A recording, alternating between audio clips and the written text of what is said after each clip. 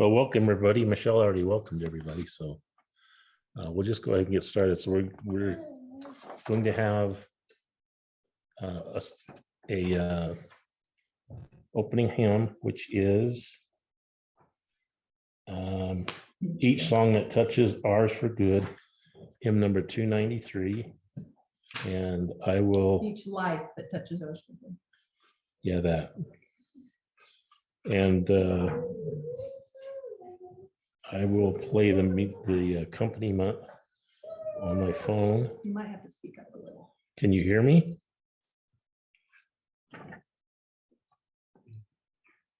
There you go. I'm trying to. I'm not good at selfies either. I can hold this for you. Okay. 293.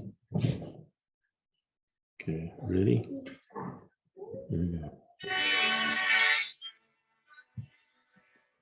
This is just the introduction.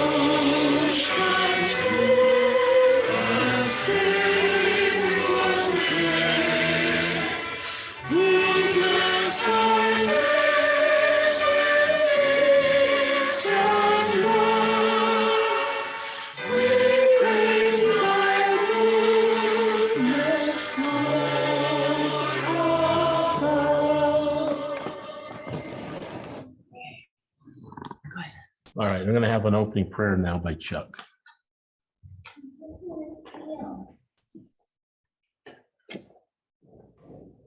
Our Heavenly Father, as we have gathered here to have a memorial for Joe DeVictoria, we desire to honor his life and have him have a legacy of family love. We might all love one another. And we dedicate this memorial to Joe in the name of Jesus Christ. Amen. Amen.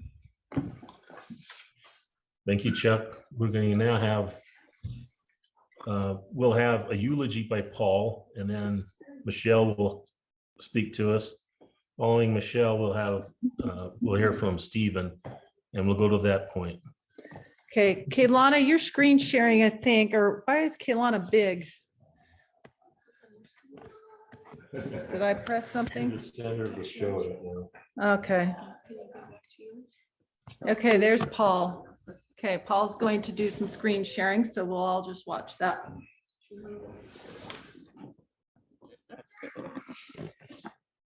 Do I advance?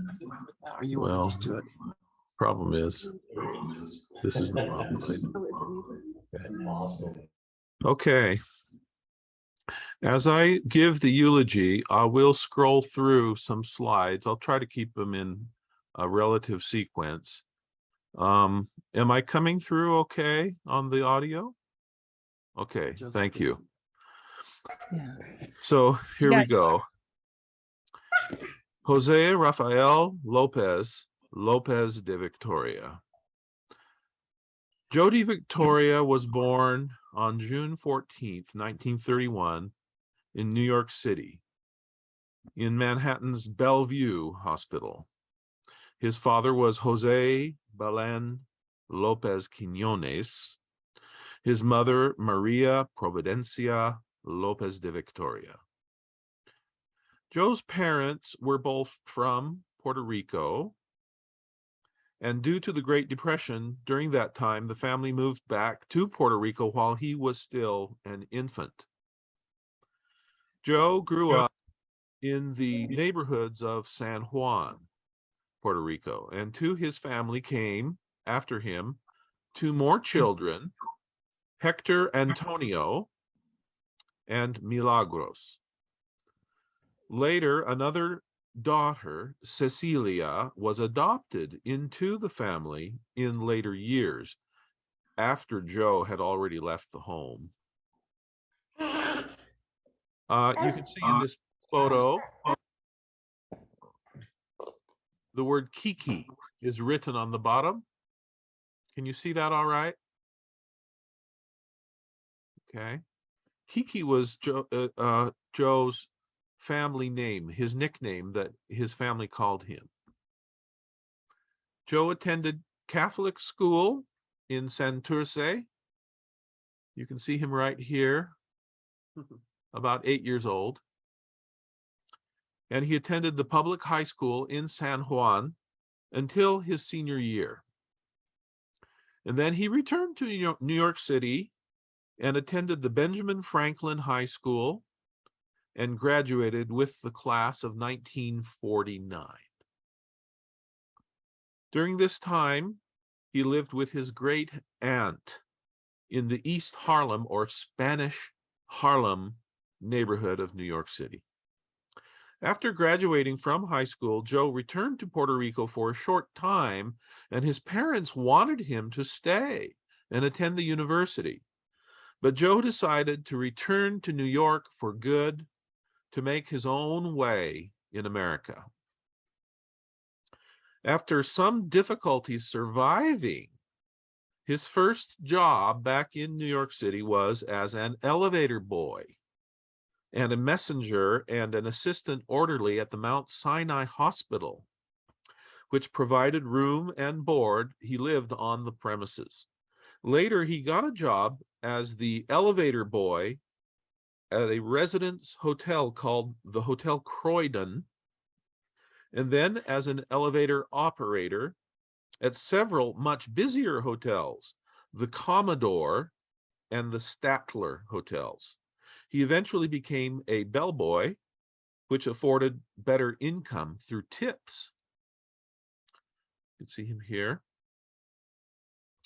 Still in New York at the age of 22, a major change came when he was drafted into the U.S. Army during the Korean War.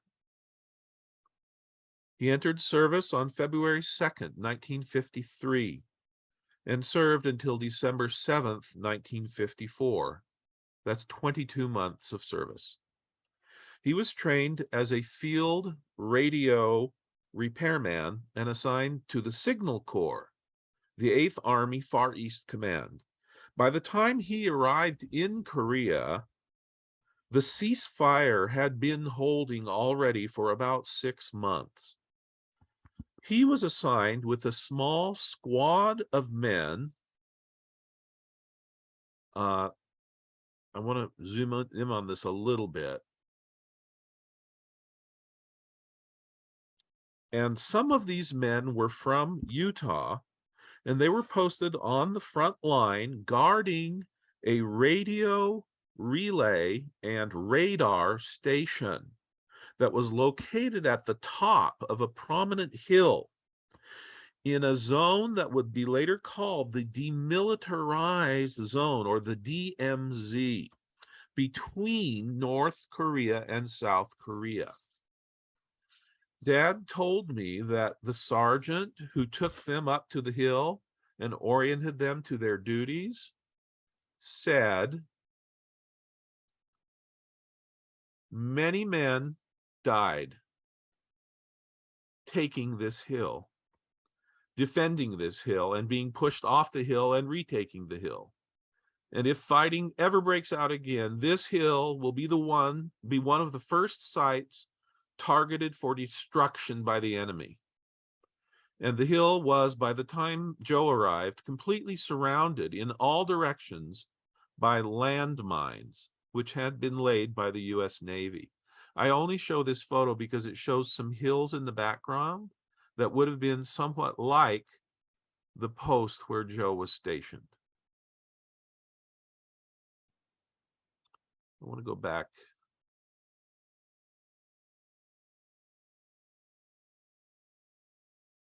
There was something that happened during his time in Korea that I would like to share with you. Dad never fired a shot. All he did was make friends with his fellow soldiers, read books, and he learned to play chess. However, a terrible event did occur that was probably a factor in Joe's later life, in his psychology, and in his relationships with other people. And this event was not known to anyone in the family.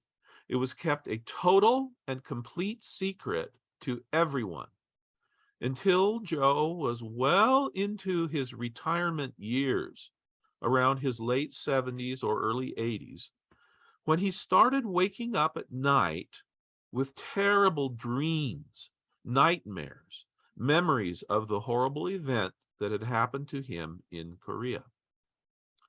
In fact, Dad met with doctors at the VA who diagnosed him with classic post-traumatic stress disorder, or PTSD. Dad told me the story as follows. He and his squad of men guarding the radio relay station at the top of the hill, they had a local Korean houseboy who lived with them. They called him Paul. The boy helped with cooking, cleaning up, washing clothes, shining shoes, and so forth, for which he was paid. The soldiers chipped in to pay him. He was from a small village at the bottom of the hill. Nearing the end of his tour of duty, out of curiosity and out of friendship, Dad asked permission to accompany the boy to his village, to meet his family, and to see the life of some rural Koreans. And eventually this request was approved, and the day came to make the hike down to the village. Now, this required taking a trail surrounded by the landmines. During the hike down the hill, while following the trail that was marked, Dad noticed that his shoelace had become untied. So he stopped in the middle of the trail to tie his boot, while Paul went around him and took a few steps further down the trail ahead of Dad, where a hidden landmine was triggered and Paul was blown up. Dad was not touched by the blast, just a few feet away. This left Dad alone on the trail, stranded and paralyzed with fear and with remorse. If he hadn't been interested to go to the village in the first place, this would have never happened. If he hadn't stopped to tie his shoe, Joe would have been the victim. He was able to call out for help. A rescue party was organized, and Dad had to be carried off the hill because he was so paralyzed with fear. Due to this incident, he was immediately evacuated to a military hospital in Japan to recuperate. After a short time, the army decided he should just be sent home. He was honorably discharged about 2 months early. After getting out of the army, Joe went to Provo, Utah, to attend Brigham Young University. His army friends from Utah had recommended this university to him, and he had already gained acceptance. He attended BYU from February 1955 to June 1958, and he earned the Bachelor of Arts degree in political science with a minor in sociology. During this time as a college student,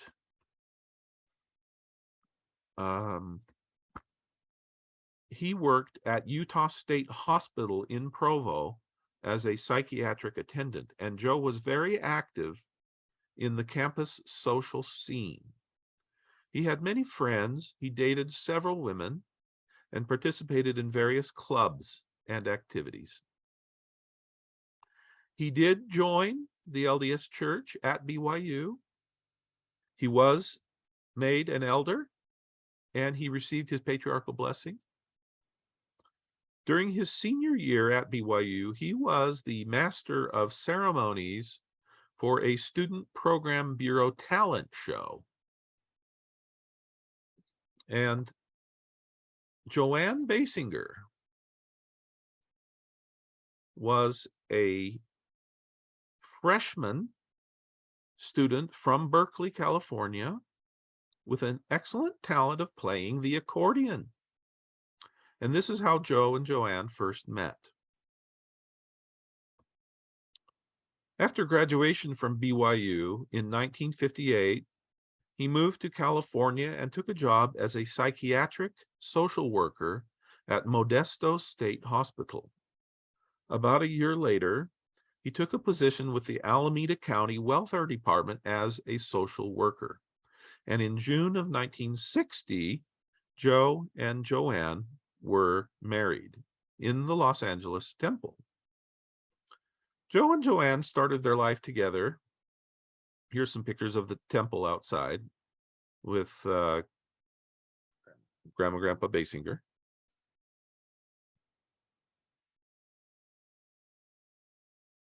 They started their life together in Oakland, California, and within a couple of years, they purchased their first home in Pleasant Hill. To this family, 4 children arrived. Oh, here's a picture of Joe and Joanne on their honeymoon in Puerto Rico. And in this picture, you can see Joe's father, Jose, and his mother, Maria. You can see Joe and Joanne. You can see his adopted sister, Cecilia, here, and Milagros, and Titi Isa, and her husband, Justino. This is Joseph's brother, Hector Antonio. 4 children arrived. The first is myself, Paul, in 1961. Then Michelle in 1963. Stephen in 1965. And David in 1968. And in 1968, the family also moved to a new home in Walnut Creek. After several years as a social worker, Joe switched jobs to become an insurance agent. At first, he worked for New York Life and then Allstate for 11 years, and then finally as an independent insurance broker, multi-line insurance broker, for over 10 years. Joe was successful in this type of work because of his outgoing personality, his dedication to his clients, and his hard work. He was very friendly, very good at making connections with people for the long term. He could recognize his client's voice on the phone instantly. Some of his clients stayed with him for decades. Besides personal lines like homeowners and auto and life insurance, he also sold specialty insurance to small businesses and even insured racehorses. It's a picture from Allstate, I believe.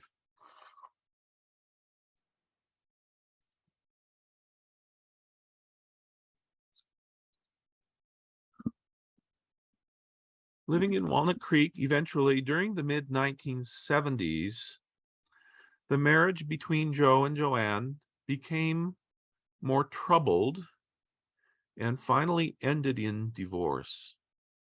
Joe moved out of the house in 1976. In due time, yeah, that's Joanne and Joe at Marine World, I believe. And here's Joanne.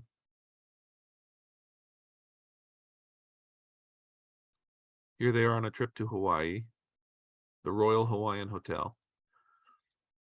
In due time, after being single for a while, Joe found a new partner for his life with Angela Kosia, and they were married in 1978.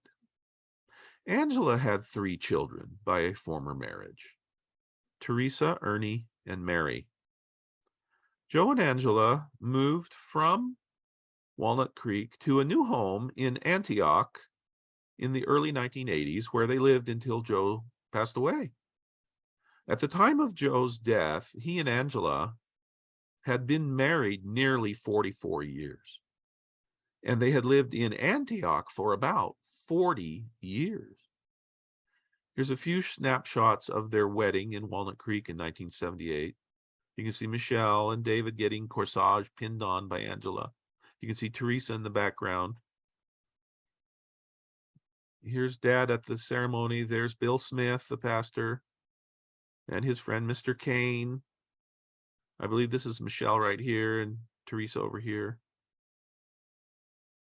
There's me and other people at the wedding.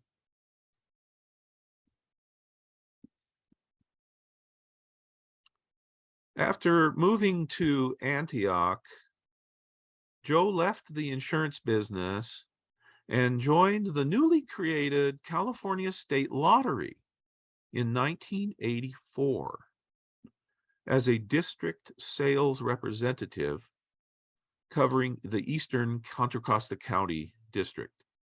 And then he retired from the lottery in 1996. So I'm now at the very end of my talk, but I have some final observations that I'd just like to share at the end. And one of them is that Joe was very intelligent. He had a very high IQ. He made friends easily and had many friends from all different walks of life. And he maintained relationships with many lifelong friends. Joe loved to joke and to make people laugh. He liked to play practical jokes. He was generally lighthearted and good-humored. He did have a problem with his temper that subsided as years progressed. He loved dogs and always kept a dog most of his life. He had also a fondness for horses. He claimed to me that he worked at a stable as a youth. He closely followed horse racing, and he was an expert handicapper. On occasion, he joined various competitions for horse handicapping, and he often came out ranked near the top. He was friends with horse owners and jockeys. He attended the races as often as occasion would permit. He loved music and held season tickets to the San Francisco Opera for many years. And he loved to perform with his own good tenor voice. He sang in the San Francisco Light Opera Company, also in the Walnut Creek Barbershop Quartet Choir, and later in small, informal groups performing Latino music in restaurants and civic venues, at parties, and at home. In retirement, he enjoyed learning to play the guitar and the ukulele. Mandolin. And ukulele. He was a lifelong chess enthusiast. One interesting thing about Joe, he caught polio as a child, and the bones in his back and hip were slightly deformed. This caused one leg to protrude down a little farther than the other, so he walked with a slight limp, with his butt sticking out slightly. This was generally not noticeable to most people, and he did not complain about it. His head was quite large.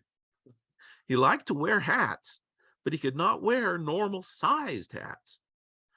He had to special order them to fit his extra-large head. Joe was a cancer survivor. He had prostate cancer, I believe, roughly around the age 70. I may be off on the age. In his later years, he lost his hearing.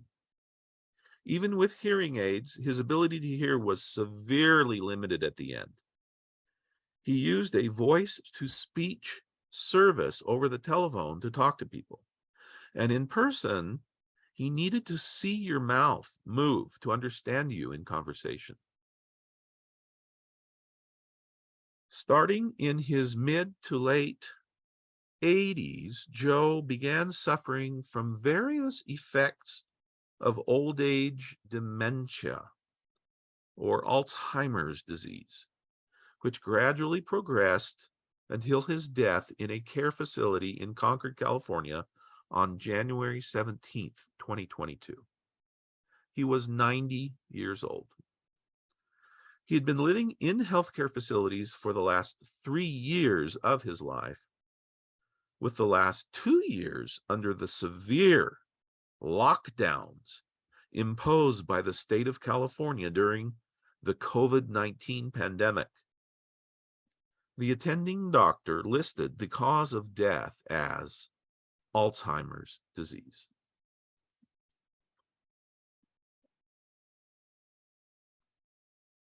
Joe was survived by his wife, Angela, of Antioch, California, his sister, Cecilia, of Santurce, Puerto Rico, his children, Paul DeVictoria, spouses Dolores of Linden, Utah, Michelle Fisher, whose spouse is Kavika, also of Linden, Utah, Stephen DeVictoria, whose spouse is Carla, of Seattle, Washington. He has 11 grandchildren. I'll just list them off quickly: Teresa, Joseph, Samuel, and Daniel, Leilani, Kaylana, Kaimana, and Kanani, Latasha, Aaron, and Jaden. He has 15 great-grandchildren and 3 stepchildren that were mentioned earlier, Teresa, Ernie, and Mary. And he has 1 step-grandson, the son of Teresa. Joe was preceded in death by his, these are just random photos that I'm showing now. He was preceded in death by his youngest son, David, who was a victim of COVID-19 on October 28th, 2021. David died just 81 days before Joe died. And due to his poor condition, Joe was not told about David's death. But I can just hear Dad saying in surprise, "What are you doing here?" when he meets David on the other side. Joe loved his children and cared deeply for them. And I would like to say that I love my father very much, and I had a good relationship with him. We lived in Antioch for 17 years, so we were close to him and knew him very well. I feel fortunate that my children got to know him well. And with that, I'll close my comments. Thank you. Share. Stop share.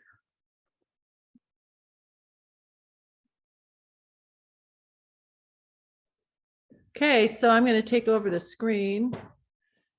So I have some photos I'll get, and I wanted to show you. We set up this little table with some photos. This is one I took the last time I saw Dad. It's not the best one. Paul had some better photos.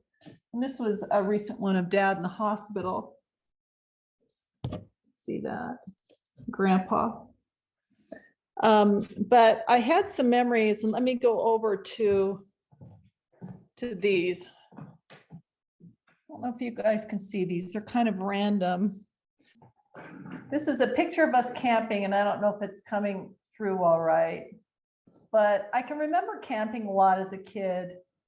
And Dad was always so entertaining, always had funny jokes to say. And some of my best memories were him camping. Some of the funny things I remember, though, is he never could quite put things together well. He always struggled with the tent and, you know, the camp stove. And it seemed like I watched my mom do a lot of that camping stuff, because she could always get that tent up. And do you remember that, Mom?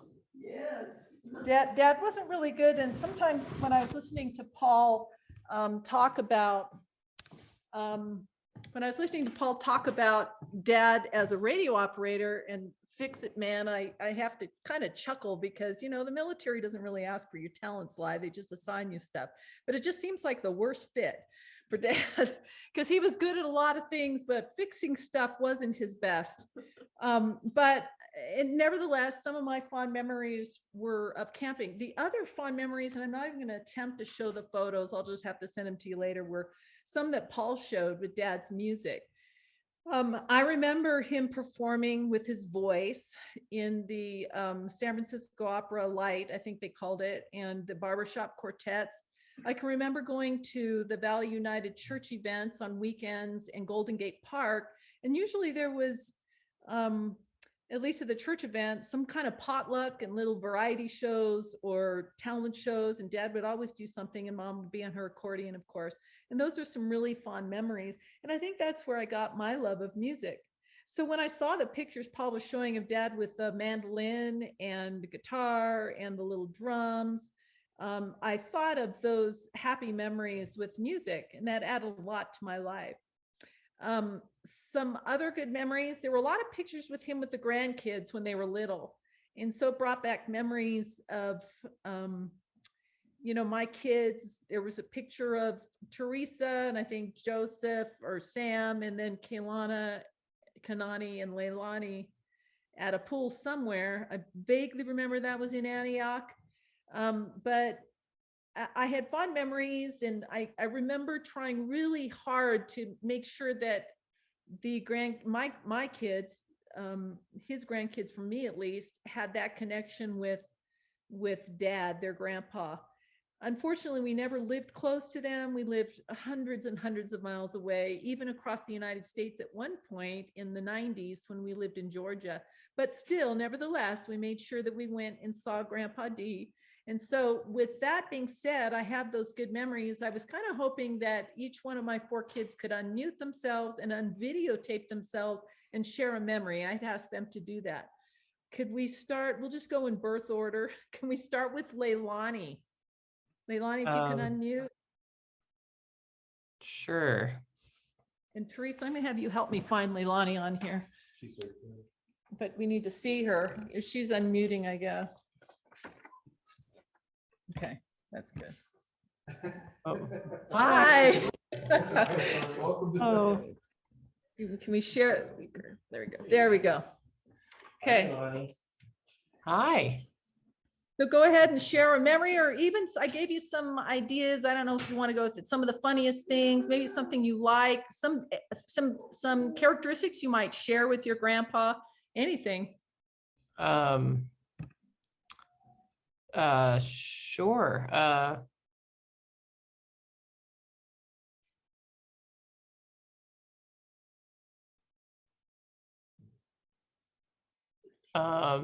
You can come back to me. I'm trying to think of.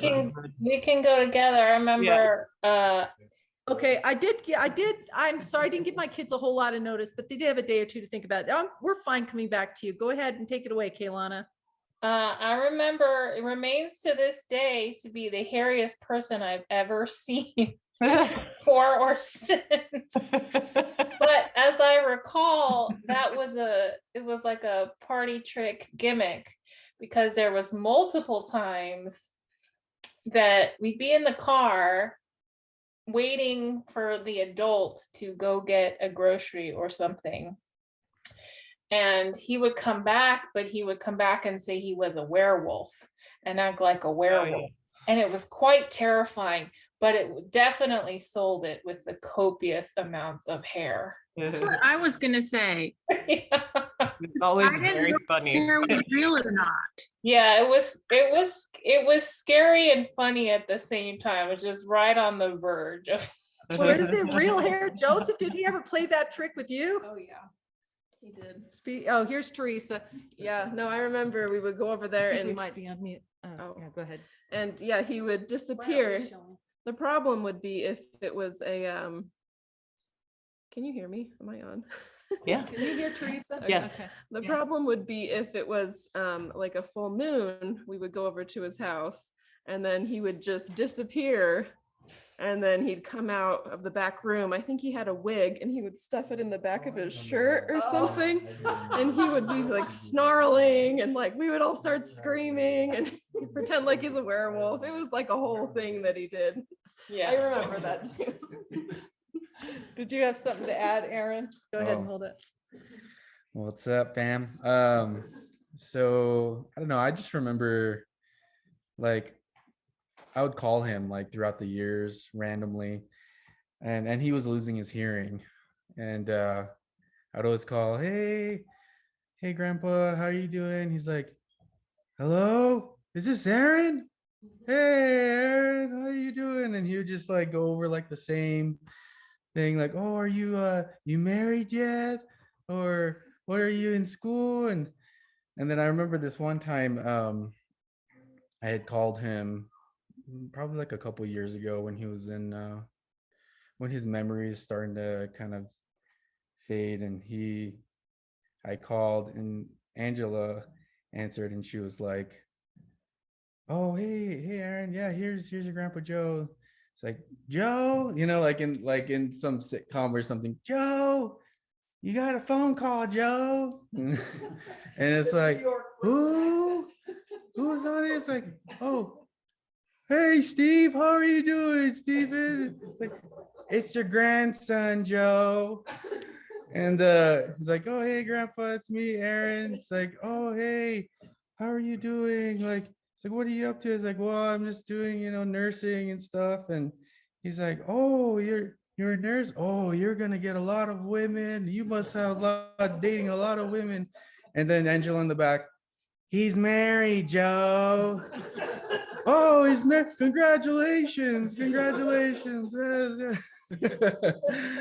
Anyway, I think that was like the last conversation I had with him, because his hearing was kind of going down. But I don't know, that's what I remember. That was funny though. Kaylana, we'll go back to you. I know you didn't get done, but that started. Maybe people can just volunteer. Maybe we can just go in any order. People could just volunteer. We can. This is Stephen has his point, so I didn't mean to detract. But the werewolf story and the hairy grandpa that got everybody kind of triggered was. So Kaylana, was there anything else you wanted to add? No. Okay. Leilani, did you have anything to add? You'll have to unmute yourself. There you go. No, that was a good one. Do you remember anything else? No? Okay. Sure. Yeah, I think let's see. I went to Teresa's, I think it was Teresa's reception, I want to say, in I don't know if it was in Antioch, but it was like 10 years ago.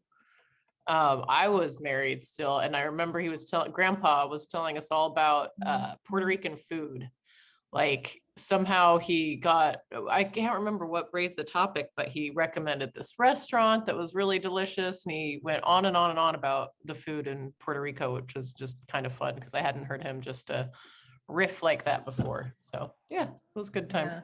Yeah. Okay. Kanani, did you have anything else to share about Grandpa D? Hello? Oh. No, just the werewolf thing. I didn't know if he was actually hairy or not. I remember one time you stayed overnight with him when you guys went on a field trip as a 5th grader or something. Anything interesting about that? Do you even remember that? You went to Marine World or something from Fallon? I don't remember anything else except that they picked us up off the bus at a Jack in the Box. I don't Oh, remember well, anything else, okay. but- Hey, that's little one. Okay. How about you, Kai? Do you have any memories of Grandpa? Or do you think you share any characteristics with him? Hey, Kai. Yeah, hi. So I have the same memory as everybody else with the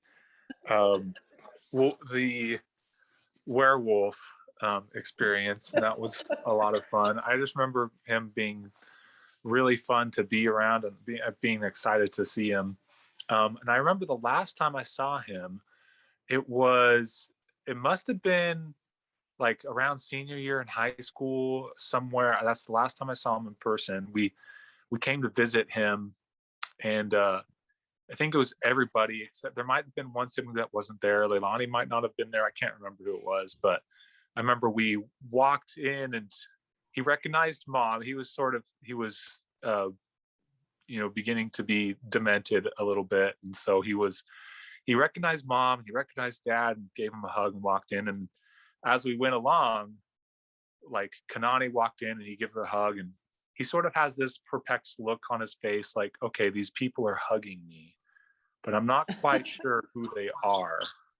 And so it was just, I don't know, I just remember that being the case and kind of realizing what kind of state he was in. But during that stay, I was a lot more interested in music and playing guitar and singing and stuff like that. And I think Mom, you had mentioned, oh, Kai's into this, and he got very excited because he was in his little mariachi band and things. And so I played him a few songs, and I still don't know if he knew exactly who I was, but at least the person who was, playing guitar in his house, and he was really excited. He actually ended up giving me one of his nylon string guitars, which is really cool. Unfortunately, I think he had a number of them, and I think it was his old beater one. Unfortunately, it just sort of crumpled into pieces not much longer. But it was pretty cool that he did give that to me, and but he was very excited, and that was a good last interaction I had with him. Okay. I shared Good, his large forehead, I think, with my receding hairline. So all my kids have the 5-finger forehead, except for Kaylana, I think, or maybe Leilani and Kaylana, but Kanani, Joseph has it. You have a 6-finger. That's why I wear a hat. I don't have a special order though. How do I get off this? For me. Yourself or- Okay, yeah, Usually this goes is, to whoever's yeah. speaking. Okay, so I don't know what else I have to say other than I love my dad. I wish we could have been closer, physically closer would have been a lot more doable because we would have been more accessible to each other. But nevertheless, I'm glad that you kids have those memories. It does my heart good. I'm glad that he was happy with Angela and was settled there in Antioch in a place where he had all those friends surrounding him. I feel like the only really characteristic I have from my dad, other than my high forehead and my dark hair, I haven't had to color it. Dad didn't have to color his hair until maybe his 80s, maybe, or he never colored his hair, but I haven't had to. And I think that's odd because my friends are all gray and I'm not. So I'm glad for that. I'm glad for the musical ability and the appreciation in music. And I'm glad we're having this memorial so we can share these memories. And I love you, Dad. And I know he's probably surprised to see David there too. So with that, I'm going to end my speaking and hand it over to Stephen. Can you get Stephen on and I'll hand it? Oh, I guess we'll make him big. Falling over. If you guys can stay on video, that would be more fun for all of us. Pop up to you. Do you want it on the other view or just pick the view? Just put it in front of your face. Yeah. And then you can go to gallery if you want to see So everybody. people can see me right now. Can you guys see him? Yeah. Yep, you are front and center. Okay. Hello, everybody. Let's see. I didn't really prepare, but basically, yeah, I love my dad, just like everyone else has expressed their experiences. I too know that my dad was very humorous at times, and what I recall about my dad was, let's see, a lot of things actually. He was a good singer. He used to sing opera. He used to do the barbershop quartet. He was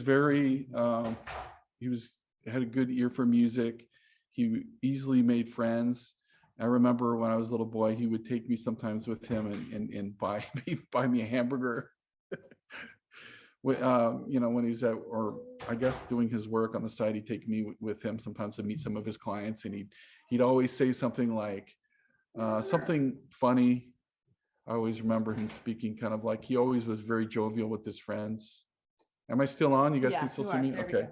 So anyways, I remember he used to always say this thing like, I don't care what they say about you, but you're all right with me, something like that, to that effect, to his the people that he talked with. He always kind of he had good friends, and I could tell people enjoyed being with him.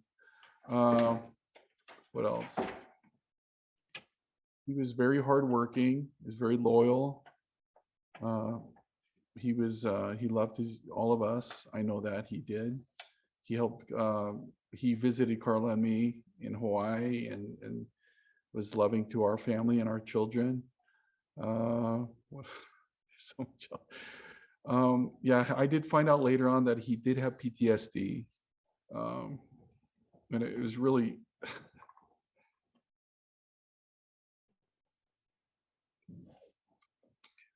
So it's just kind of.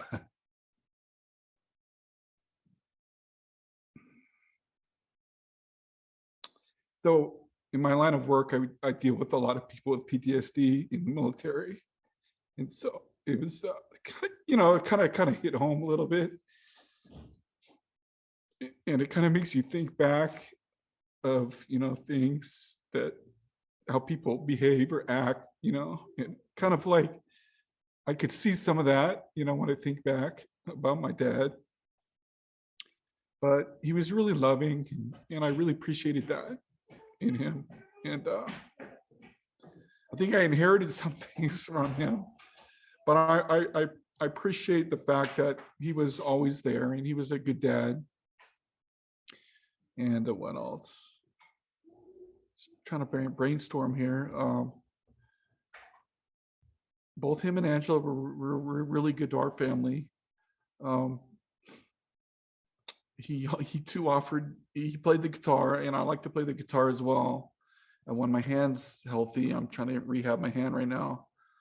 And he offered to give me one of his guitars as well. I think I inherited a lot of that from him, a love for music and guitar and singing. He was a prankster sometimes, with Angela as well. And I don't know what else to say, guys. But that was a very good program that you put together, Paul. I remember some things also. He wrote a diary. I believe you got that out of his diary, or he wrote some sort of personal diary. And I remember him saying, to add to, like, must have been like he was born in New York City, then he moved back and was basically raised by, I think, his aunt Tita Isa, I believe, what was more his mom than his real mom, I believe, because he told me his real mom had some issues, and his or whatever, some mental issues, I think. And so he had some interesting family dynamics there. Then he chose to leave Puerto Rico when he was 17 to live with some relatives in Puerto Rico. And I remember he said in his diary, it was quite an experience. Like he actually slept on a bench his first night there. You know, so it was really kind of pretty hard experience for him. But then he made his way. You know, he found a job and he worked his way up. He told me he actually joined. He got a draft. I guess, yeah, he was going to be drafted, but I thought he said he joined because he wanted to have more of a say of where they put him, because he knew he'd be on the front lines if he didn't choose. But that's what he told me. I don't know what the specifics were about that, but that was kind of interesting. And then, yeah, so he was very resilient, and he knew how to support his family. I knew he was always a hard worker. So I really admire that about my dad, and that's how I am too, you know. Oh, and I remember him taking us to the horse races. He took me a lot. He used to bet on the horses. That was pretty enjoyable, to going over there and seeing that. And he was really good in chess, or he liked to play chess a lot. He'd do chess from a distance, I think, as well. I don't know if they had online back then, but maybe it was mailed in chess or something, but he used to do something like that.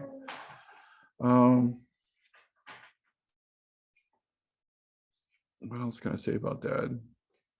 He was, I remember that barbershop quartet, and I remember him supporting me in baseball. And yeah, that's about all I can say for right now, you guys. And maybe my son, you've already given your. Okay, that's about all I have to say. Thank you guys for all showing up. I would like to share some thoughts. Can you hear me? Yeah, I was just going to say, Yeah. according to the program, this is open for everyone. Dolores, we've got Daniel and Sam and Hasibe. I don't remember if she ever met him, and Teresa here that haven't had an opportunity yet. So go for it. But I'll go first. And sorry, I keep blurring out, but so first of all, I want to say that Joe was always very generous. Like a person who didn't know him would think he was rich because he was so generous. He wasn't rich, but he would make you feel that he could give you anything you needed or wanted. And he was always, you know, helping and taking us out to dinner and things. He was very generous. And one of the things he did that I really enjoyed was, like Paul said, every year he would get season tickets to the San Francisco Opera. And then for like Paul's birthday, he would give us a set of tickets. So we got to go and enjoy the opera as part of his tickets that he had bought. And I really enjoyed that. And in addition, he had music books in his home. And I would sit to the piano and play some of the more classical music that he had, some of the Italian songs and things. And he would sing to it. And I really enjoyed that, listening to him sing. He would sit next to me and sing while I played these sort of opera type songs. Another sort of funny thing was my family came to California to visit, and they caravanned in minivans. And we went to the city one day, and he came with us and rode in one of the vans, and we had CB radios to keep in contact. And as we were talking on this one channel, we could hear some people speaking Spanish. And so Joe calls out, "Viva la revolucion!" on the CB radio. What is that? Like, long live the revolution. Long live the revolution. He had his little Puerto Rican band that he played with. His friend, what was his friend's name? That the little Puerto Rican guy. Oh yeah, I forgot his name. I can't remember his now. name. Anyway, they would come over to the house and they would just jam, and they had all different kinds of instruments, and Joe would do the singing. And it was just really cool to hear that Puerto Rican music and just listen, you know, for hours. another thing was, sorry. If anybody's going to be emotional, it's going to be me and Steven. But anyway, we went with him to Puerto Rico when Joseph was a baby. Joseph was about 6 months old. And we stayed with Grandpa Lopez. And we went with him. One memory I have is we were going through the airport. We were dragging up, we had two kids and all the stuff. We were dragging it through the airport. And all of a sudden we see this cart go by and he's riding past us while we're dragging all the stuff. But anyway, so we went to Puerto Rico and stayed with his dad. And we went around and visited every relative we could and tried to gather family history. And one night, he and I were alone in the kitchen. Sorry, getting over COVID. And he just said to me, I want to thank you for taking interest in my family. And I love you. And that moment has stayed with me my entire married life. And he always treated me with respect. He never once criticized me. I don't have any memory of him ever criticizing me or ever saying anything disrespectful to me. And I always felt from that moment on his love. He loved me. The other thing I want to mention, sorry, is that he married a wonderful woman. Angela is a saint. She has a heart of gold, and she also is very generous. She's always been generous as long as I've known her, and she's very kind. And what I really appreciate is that when he was in the care center, there were times when he did not get good care. There were times when they weren't feeding him properly, when he got terrible bed sores, and she advocated for his care and moved him if necessary. She even took civil action against one of the care homes that wasn't caring for him, that wasn't feeding him properly. But she was there as often as she could be to visit him and to make sure he was being cared for. She paid extra money to have some of the care workers come in on their days off and sit with him so he would get one-on-one care.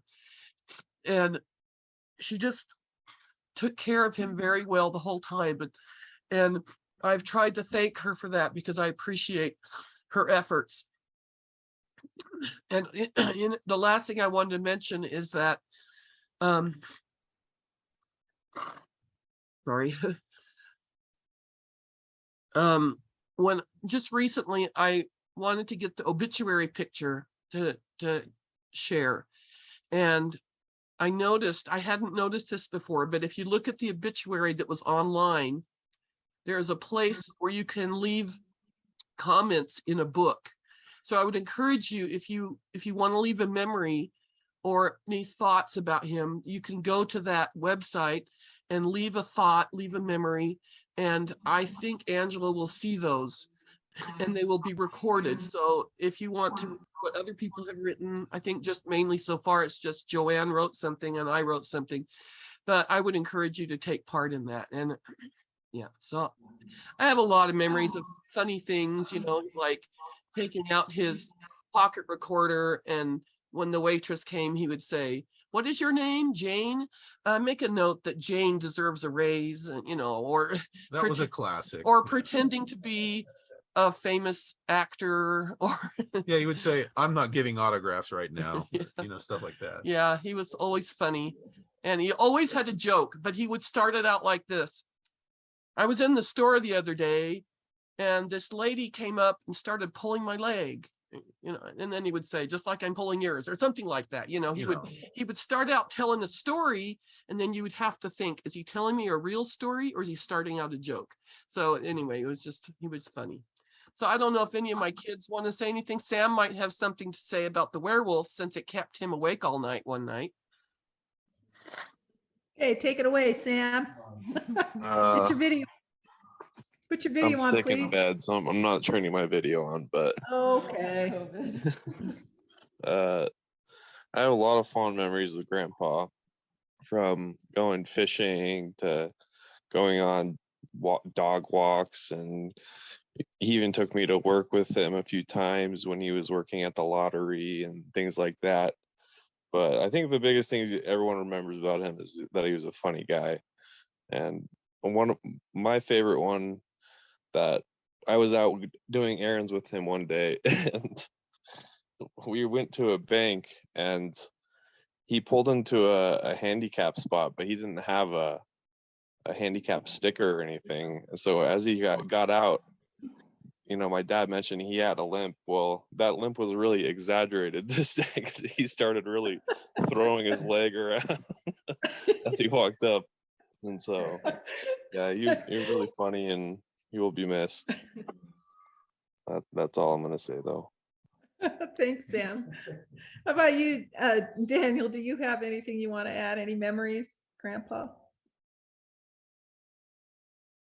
Danny? He's sick. He's sick with We're all COVID sick too. too. I'm Wake gonna up, Danny. hand it to Teresa. I'm sure you have some. Yeah, I was like, lots of memories come up as everyone shares about him, but I was just thinking, like, when he like, I can hear his voice, like when he's telling a joke, and as he gets to the punchline, like he just starts like laughing, and he can barely talk. He's just like going. So I can remember, if I think about him, that's the voice that I hear, him just like laughing at the punchline, getting to a punchline in a joke. I was remembering Steven said he was like into practical jokes and things, and I just remembered the finger in the box joke.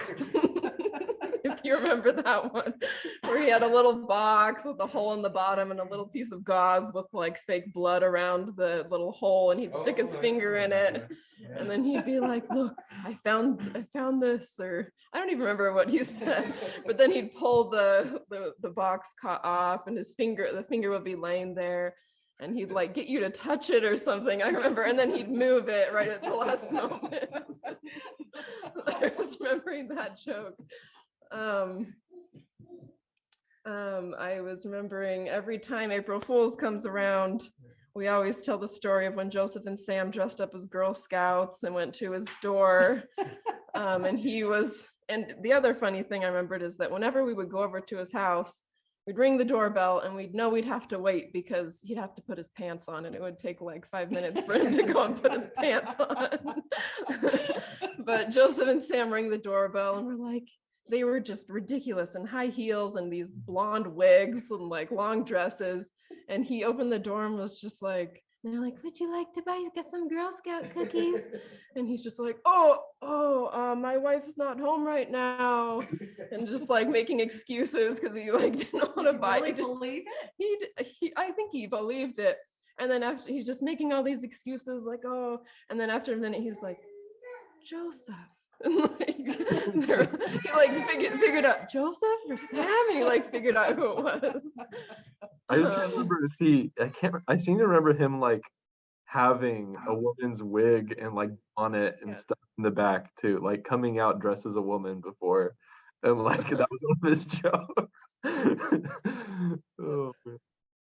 There was also I remember he wanted us to watch his dogs. I think they were going out of town or something, but he was worried that we wouldn't do a good job or something. So I remember doing poop patrol, where he would take us out to their little side yard with the rocks and things where the dogs would poop, and we would have to walk around with him like army file and like pick up all the dog poop. And he wrote out a instruction manual of how to take care of his dog. I remember he gave that to us when we were watching one of his dogs. I don't remember, Kenny or something. There was one other thing, I can't remember what it was, but Joseph, you can go ahead. If I remember, I can. Yeah, I remember also like he would ask me to come look at his computer, because his computer would be going slow. And it would be like all these like pop-ups and like toolbars and like full of viruses and stuff. like refresh his computer all the time, and he would constantly be like getting a new computer. I mean, like it was anytime his computer would slow down, he'd like go and get a new one, and so that was fun. And what else? I remember that he would feed like whole plates of food to his dogs, like lamb chops and like the bones, and, like bowls of ice cream and cookies and just like anything you could imagine. He would feed like whole plates of it to his dogs, and they just ballooned up to like little mosquitoes. Yeah. If you guys remember Roger, Roger was so round at one point. He was probably like a good like 2.5 feet in diameter. It was like a little log. He would whack his tail at the walls and stuff, and it would get all bloody. Yeah, man. He loved his dog. And they would always be like these nasty little like, I mean, the labs were okay, but he would just grab these like random little dogs that were like, you know, destined to be put down or something, and he would rescue them, keep them as his pet for their last, you know, 4 or 5 years. And I don't know what else I remember. Yeah, the jokes, all the jokes, and you know, I don't know, interesting things. Well, I'll share one. When I was a child, one day my dad came home and we were at the dinner table, and he said, "Children," with a very serious face, he says, "I have an announcement to make." And he looked at everybody and he says, "I am not your father." He said, "I am your father's brother." Twin brother. Brother. And he's like, you know, super like great, you know, and, you know, "Oh, Dad, you're just joking," you know. But then I'll tell you what, for the next couple hours, I was like, "Was that true?" You know, we were all trying to, what is that? Could that be true? You know, he's always doing some kind of a practical joke like that. Yeah, I remember another one with like when telemarketers would call. It was something about like when telemarketers or like, yeah, like anybody was calling him on the phone, he would like do voices. He would pretend to be a woman. He would like pretend to be their manager, and just like all kinds of just weird like schemes to play with the telemarketers. He had a lot of fun with and also on email scams, you know, that you get. He was sending him, "Please call me as soon as possible," and he would give him the phone number of the FBI in San Francisco.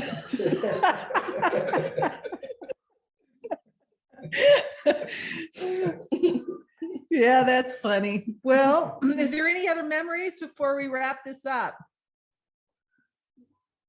Well, Kavik is conducting. I don't know what's left. Let me have him wrap it up here.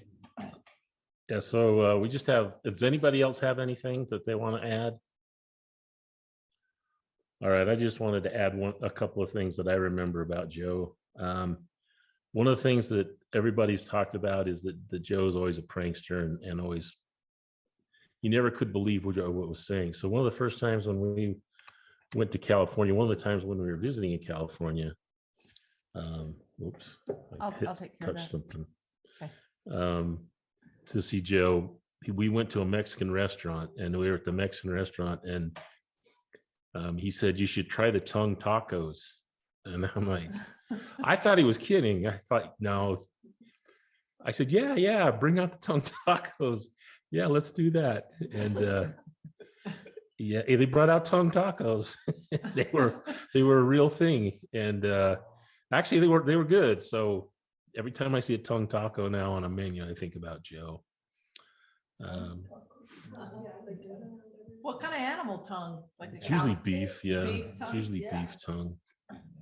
And just one other thing I just want to add, Joe was always kind to me. Joe was always treated me, even though when I was a snot-nosed young 21-year-old kid when we first got married, he never talked down to me. He never treated me like I was a stupid kid or something like that. He always treated me like I was with respect and kindness, and that was not just when we were first married when we were young, but every time we ever had any interaction with him, he was always kind and a really good person to me. And definitely miss him, especially when his mind started to go. Miss that humor and that fun times that he had to be able to interact with everybody. So just wanted to add that couple of those memories. So that's, unless anybody has anything else, we will have a closing prayer by Aaron. Okay. I'll just hold it.